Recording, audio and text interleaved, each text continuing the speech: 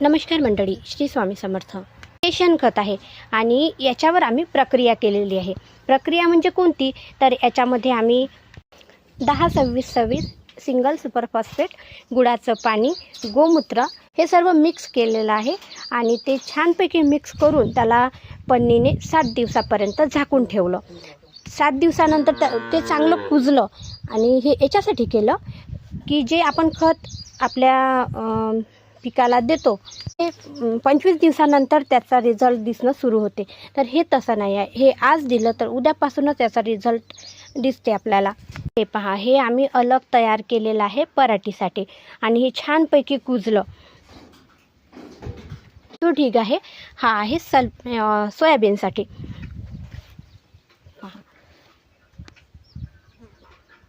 तसंही शेणखतासारखं प्युअर खत कोणतंच नाही आहे, नाही का? तुम्ही पण माझे शेतकरी बांधव जे असतील ना, त्यांनी हे करून पहा, तुम्हाला पण नक्की रिझल्ट दिसेल.